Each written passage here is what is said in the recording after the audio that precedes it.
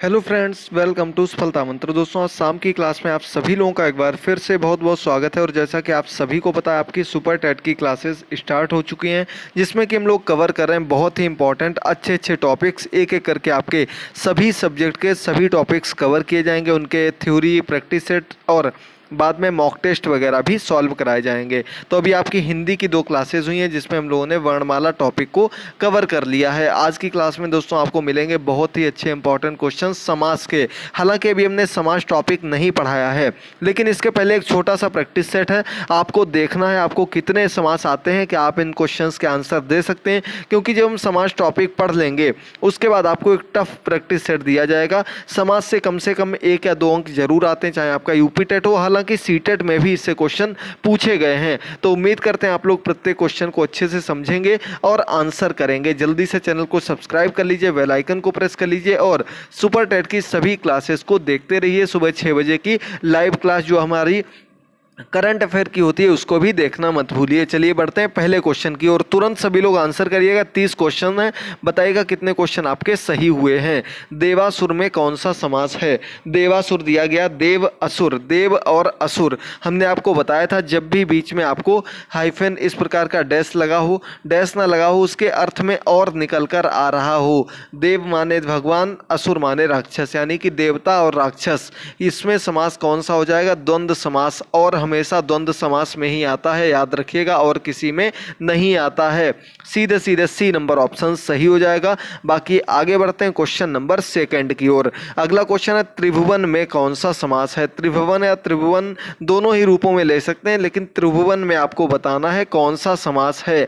तो दोस्तों, त्रिभुवन, भुवन माने होता है लोक, यानी कि 3 लोक, तीनों लोक। हमने आपको बताया था, जब आपका पहला पद संख्यावाचक हो, साथ में पूरा पद जो हो वो समूहवाचक हो। 3 भवनों का समूह है 3 भुवन, यानी कि तीनों लोगों का समूह कर लें या त्रिभवन कर लें, तो 3 भवनों का समूह, समाहार। ये आपका हमेशा याद रखिएगा। यहाँ पर क्या होता है? द्विग समास होता है, जहाँ संख्यावाचक हो और समूहवाचक हो, दोनों चीज जहाँ पर होंगी वो आपका हमेशा क्या हो जाएगा? वहाँ पर द्विग समास हो जाएगा। इन्हीं क्वेश्चन से आपकी सभी परिभाषाएं बिल्कुल अच्छे से क्लियर हो जाएंगी।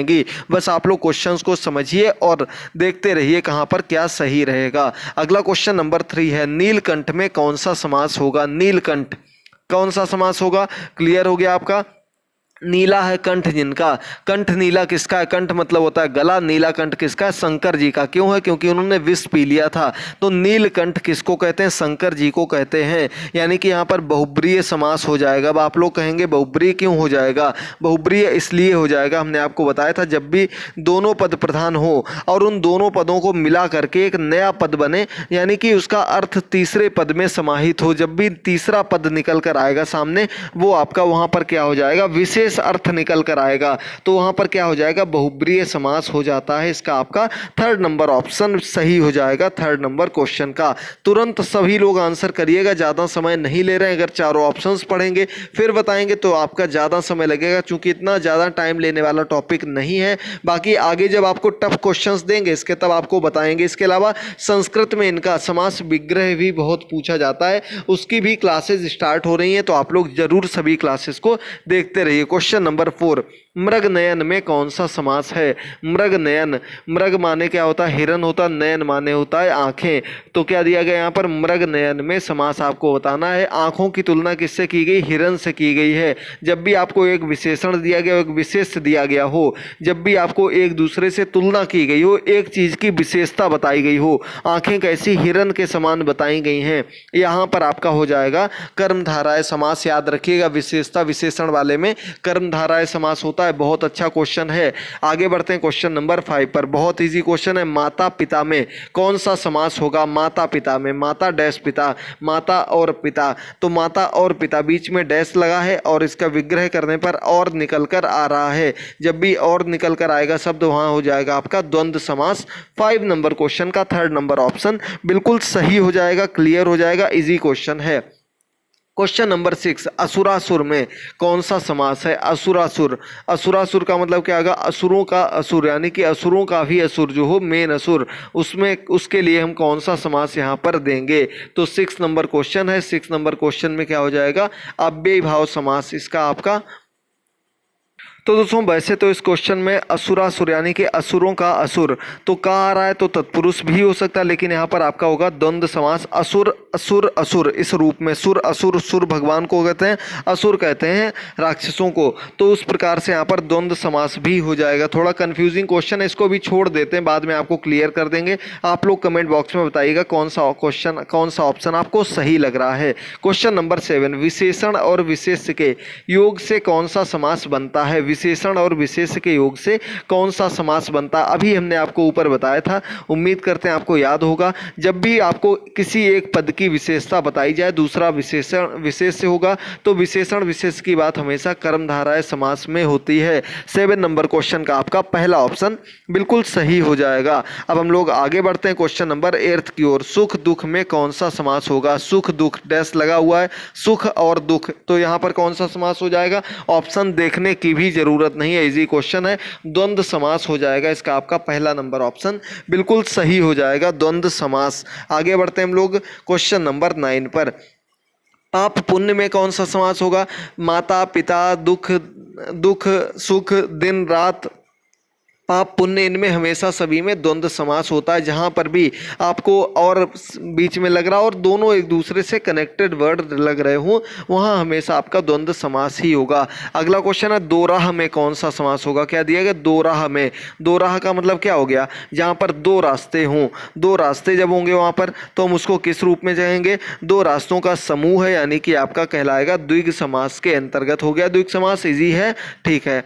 चलिए बढ़ते हैं क्वेश्चन नंबर 10 की ओर। साथ ही साथ दोस्तों आपको बता दें कि आपके 2 क्लासेस वर्णमाला टॉपिक की कवर कराई हैं, कल उनका प्रैक्टिस सेट कराया जाएगा। इसके अलावा आप किस अन्य सब्जेक्ट के पूरे थ्योरी एंड प्रैक्टिस सेट चाहते हैं वो आप लोग बताइएगा। सुपर टेट की वैसे हम अलग एक एक करके सभी सब्जेक्ट कवर कर रहे हैं, लेकिन अगर आप कोई अन्य सब्जेक्ट भी साथ में ही पढ़ना चाहते हैं तो जरूर बताइएगा। करंट अफेयर की क्लास भी जरूर देखते रहिएगा, लिंक नीचे दिया गया। 11 नंबर क्वेश्चन, लंबोदर में कौन सा समास है? तो दोस्तों लंबोदर में समास लंबा है उदर, जिनका उदर मतलब होता है पेट, यानी कि गणेश जी की बात हो रही है, गणेश जी की बात हो रही है, तो बहुब्रीय समास हो जाएगा, क्योंकि दोनों पदों को मिला करके एक विशेष अर्थ बन रहा है, तीसरा पद बन रहा है। 4th नंबर ऑप्शन सही हो जाएगा। आगे बढ़ते हैं क्वेश्चन नंबर 12 पर।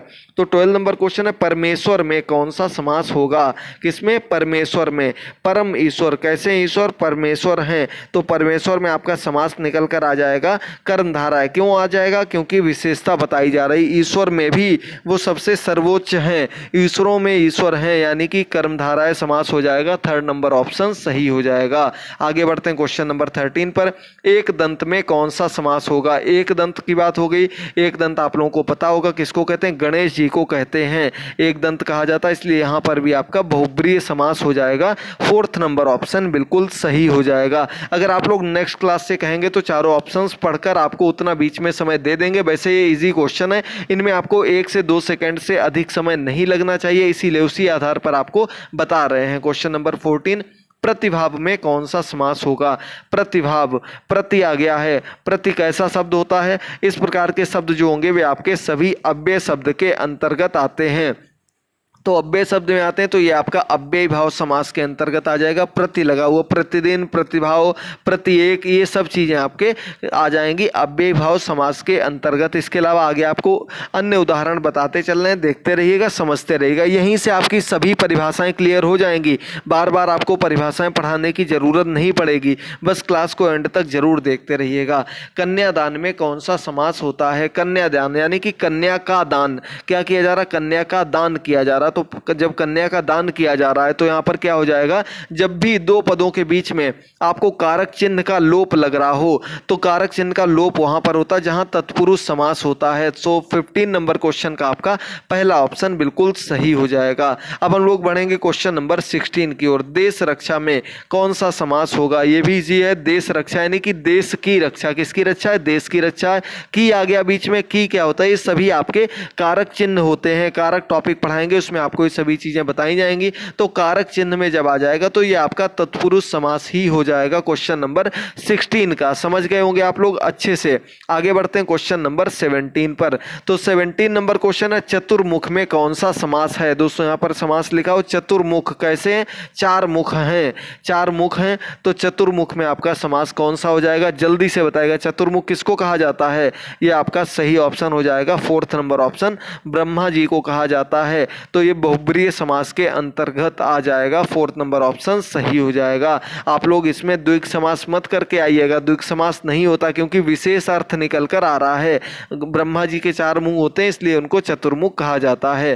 क्वेश्चन नंबर 18, आमरण में कौन सा समास होगा। आमरण, आ क्या है, आ यहाँ पर लगकर आ गया है सामने एक अव्यय भाव, अव्यय के रूप में अव्यय लगकर आ गया, यानी कि समास आपका हो गया अव्यय भाव समास। 18 नंबर क्वेश्चन का आपका सेकंड ऑप्शन बिल्कुल सही हो जाएगा। बढ़ते हम लोग 19 नंबर क्वेश्चन पर, यथा संभव में कौन सा समास हो जाएगा। देखिए अब आपको 3 अव्यय पता लग गए, पहला प्रति, दूसरा आ, तीसरा यथा। यथा भी क्या है, अव्यय पद है, तो अव्यय पद लग गया पहले। यथा संभव यानी कि जो संभावना उसके अनुरूप, तो यथा संभव आपका किस में हो जाएगा, अव्यय भाव समास के अंतर्गत आ जाएगा।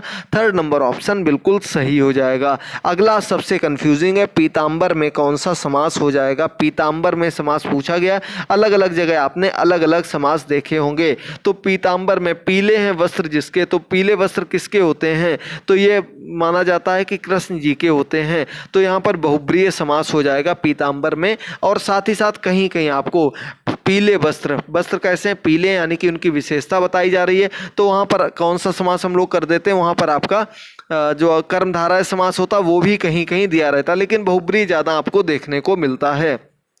क्वेश्चन नंबर 21, पढ़ना लिखना में कौन सा समास है। बहुत इजी क्वेश्चन है, आज की क्लास में बिल्कुल बेसिक लेवल से पढ़ा रहे हैं। जो लोग पहली बार ये चीज़ें पढ़ रहे होंगे उनको ये भी टफ लग रहा होगा, इसी वजह से आप लोग बोर मत होइएगा, क्लासेस को समझिएगा। आगे आपको एक एक टॉपिक बिल्कुल अच्छे व्याख्या के साथ समझाए जाएंगे, आपकी एक सीट पक्की कर दी जाएगी। पढ़ना लिखना में आपका समास हो जाएगा द्वंद्व समास, 4th नंबर ऑप्शन बिल्कुल सही हो जाएगा। बढ़ते हैं क्वेश्चन नंबर 22 पर, पंजाब में कौन सा समास है। पंजाब, पंजाब में कौन सा समास हो जाएगा दोस्तों, तो 22 नंबर क्वेश्चन, इसमें आपका समास हो जाएगा बहुब्रीय समास। याद रखिएगा ये थोड़े अलग अलग टाइप के होते हैं तो इनको भी समझ लीजिएगा, बाद में टफ क्वेश्चंस के साथ इनको डिस्क्राइब किया जाएगा। क्वेश्चन नंबर 23, हैदराबाद में कौन सा समास होगा। हैदराबाद में समास पूछा गया, और जब भी कोई विशेष अर्थ वाली बात आ जाए, स्थान की बात आ जाए, तो वहां पर मोस्टली आपका बहुब्रीय समास ही कर दिया जाता है। कहीं कहीं इसमें तत्पुरुष समास भी देखने को मिलता है। थोड़े कंफ्यूजिंग क्वेश्चन होते हैं, अलग अलग रूप में बताए जाते हैं। तो इसमें वैसे आपका जो इस क्वेश्चन के अकॉर्डिंग है, एग्जाम में जो सही माना गया था वो बहुब्रीय समास ही माना गया था। आगे बढ़ते हम लोग क्वेश्चन नंबर 24 में, उपकुल में कौन सा समास होता है। उपकुल में, तो उप लग गया है, उप यहाँ पर किस रूप में कार्य करेगा, तो उप भी यहाँ पर अव्यय के रूप में कार्य करेगा, यानी कि यहाँ पर समास हो जाएगा आपका अव्ययी भाव समास। इसका आपका 1st नंबर ऑप्शन सही हो जाएगा। आगे बढ़ते हैं क्वेश्चन नंबर 25 पर, दशानन में कौन सा समास होगा। दशानन किसको कहा जाता है दोस्तों, रावण को कहा जाता है। तो दशानन रावण को जब हम लोग कहते हैं तो ये इसमें कौन सा समास हो गया, 25 नंबर क्वेश्चन में बहुब्रीय समास हो जाएगा, विशेष अर्थ निकलकर सामने आ रहा है। क्वेश्चन नंबर 26, रघुपति में कौन सा समास हो जाएगा।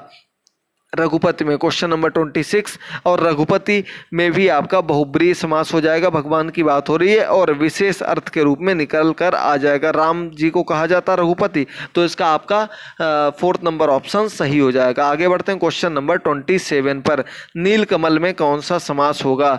कमल कैसा है, नीला है, यानी कि क्या बताया जा रहा है, उसकी विशेषता बताई जा रही। जब भी विशेषता की बात की जाए तो विशेषता में आपका कर्मधारय समास होता है, यानी कि 3rd नंबर ऑप्शन सही हो जाएगा। 25 नंबर क्वेश्चन बिल्कुल सही, 7 नंबर क्वेश्चन का आपका 3rd ऑप्शन सही हो जाएगा। बिल्कुल अंतिम क्वेश्चंस की ओर हम लोग बढ़ रहे हैं। बताइएगा आपका क्या स्कोर रहा, जल्दी से कवर कर लिया कम से कम समय में, और आपको जल्द ही वर्णमाला टॉपिक के भी प्रैक्टिस सेट मिलेंगे। आज समय कम मिलने की वजह से उसका प्रैक्टिस सेट तैयार नहीं हो पाया था। साथ ही साथ वर्णमाला की जिसने अभी तक क्लासेस ना देखी उनको देखिएगा, सुपर टेट 2020 की पूरी प्लेलिस्ट बना दी है, लिंक नीचे दिया गया है, वहां पर जाकर जाकर कुछ आपको प्रैक्टिस सेट भी 10-12 दिए हुए हैं, उनको भी जरूर देखिएगा। अगला क्वेश्चन है अनुरूप में कौन सा समास है। अनुरूप, अनु क्या है, ये भी आपका अव्यय के रूप में कार्य करता है, तो यहाँ पर भी आपका अव्ययी भाव समास हो जाएगा। सेकंड ऑप्शन सही हो जाएगा। अगला क्वेश्चन आपका आ गया फिर से पीतांबर, तो पीतांबर में आपको बता दिया बहुब्रीहि समास हो जाएगा। अंतिम क्वेश्चन है शताब्दी में कौन सा समास होगा।